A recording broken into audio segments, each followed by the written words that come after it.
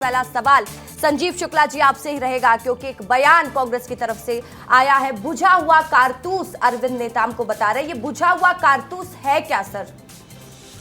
आपके चैनल के माध्यम से सबसे पहले पूरे प्रदेश के जनता को जय जोहार, बहुत बहुत नमस्कार। आपकी बात का जवाब देने से पहले मैं थोड़ा सा फ्लैशबैक में जाना चाहता हूँ। इंद्रावती बचाओ आंदोलन, दीपक बैज जी ने 42 किलोमीटर की पदयात्रा की।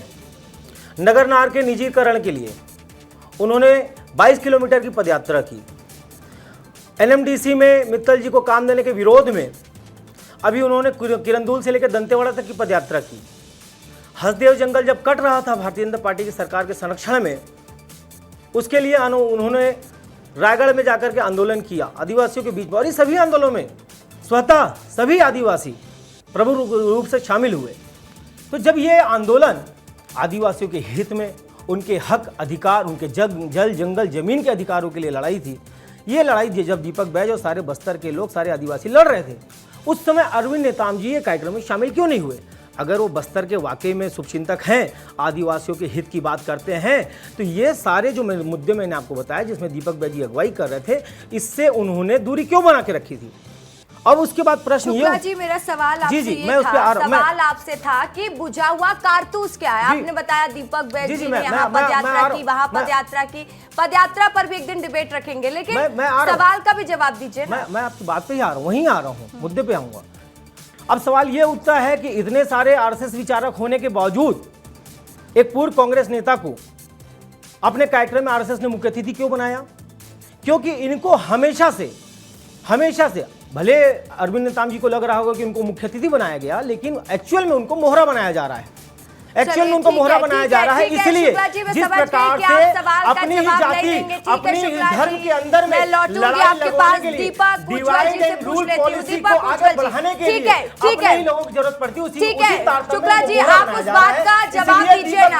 अगर आपको जवाब देना तो पहले उस बात का जवाब दीजिए कि क्या होता है बुझा हुआ कारतूस? बुझा हुआ कारतूस वो होता है जो बस्तर में अगर आग लगी हो और आग लगाने न जाए, इंद्रावती की जब बात चल रही हो बचाने के लिए, इंद्रावती बचाने ना जाए, तो वो बुझा हुआ कारतूस है। जब गंगानार स्टील प्लांट का निजीकरण चल रहा हो, जवाब दीजिए इस बयान को आप कैसे देखते हैं? ठीक है, हक अधिकार की लड़ाई ना लड़े, वो बुझा हुआ कारतूस है। ठीक है शुक्ला जी, शांत हो जाइए। बता दीजिए दीपक उज्ज्वल जी। रसिका जी, कांग्रेस की संस्कृति है, परंपरा है, अपने कार्यकर्ताओं को कभी ये लंगड़ा घोड़ा कहते हैं, दिव्यांगता का मजाक उड़ाते हैं, कभी बारात का घोड़ा बोलते हैं, कभी बुझा हुआ कारतूस बोलते हैं। इतने बड़े पद पे रहे, केंद्रीय मंत्री छत्तीसगढ़ से, बस्तर इलाके का प्रतिनिधित्व करते हैं। अगर आप उनको सम्मान नहीं दे सकते हैं, कम से कम बेइज्जती मत कीजिए। हमारा यही आग्रह है। हम सब राजनीति में हैं, राजनीतिक कार्यकर्ता हैं, और एक वरिष्ठ आदिवासी नेता को अगर आप ऐसे विभूषणों से, ऐसे संज्ञाओं से विभूषित करेंगे तो छत्तीसगढ़ की संस्कृति नहीं है, छत्तीसगढ़ का संस्कार नहीं है, और हमारी घोर आपत्ति है। और अगर वो बुझा हुआ कारतूस हैं कांग्रेस के हिसाब से, जब उनके किसी काम के नहीं है, तो उनके पेट में इतना दर्द क्यों हो रहा है, पीड़ा क्यों हो रही है कांग्रेस पार्टी को? अगर एक बस्तर के आदिवासी नेता को, जो हमने जब राष्ट्रीय स्वयं सेवक संघ कभी भी किसी व्यक्ति को जब आमंत्रित करते हैं, आदरणीय पूजनीय सरसंघचालक जी, तो बड़ा सोच विचार करके जो ग्रास रूट लेवल पे जो काम करते हैं वो उनको बुलाते हैं। लेकिन सुनिए, क्या भारतीय जनता पार्टी, जैसा कि कांग्रेस कह रही है, बुझे हुए कारतूस का इस्तेमाल कर रही है कांग्रेस पार्टी के लिए? क्या उनके ही पुराने लीडर जो पार्टी छोड़ चुके हैं, उनका इस्तेमाल बीजेपी कर रही है? आरोप भी लगा बीजेपी पर। नहीं, ऐसा कोई विचार ना भारतीय जनता पार्टी के मन में है, ना हम उनको बुझा हुआ कारतूस मानते हैं।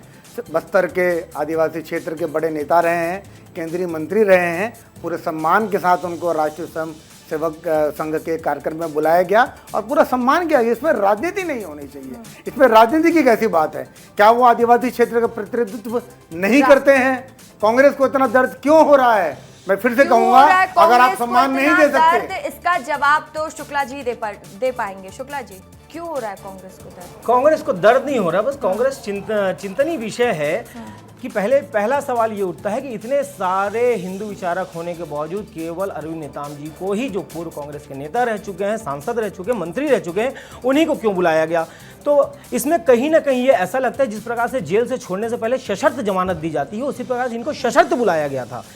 सशर्त इसलिए कह रहा हूं कि इनको बुलाया इसीलिए गया था कि एक आदमी है बस्तर में जो अडानी को काम करने से रोक रहा है, जो एनएमडीसी के निजीकरण के के खिलाफ में काम कर रहा है, जो वहां पे नगरनार स्टील प्लांट के निजीकरण के खिलाफ काम कर रहा है। उसको रोकने के लिए, उसको बदनाम करने के लिए उनको एक ऐसे शख्स की जरूरत थी जिसका चयन उन्होंने अरविंद नेताम जी के रूप में किया।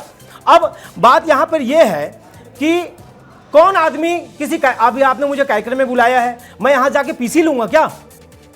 जो है वो तो सबके सामने है। लेकिन जिस प्रकार से उस कार्यक्रम से लौटने के बाद बाकायदा प्रेस कॉन्फ्रेंस की गई और प्रेस कॉन्फ्रेंस में जिस प्रकार से दीपक बैज के ऊपर झूठे आरोप लगाए गए उनको बदनाम करने के लिए, तो ये कहीं ना कहीं इसमें पूरे षड्यंत्र की बू आ रही है।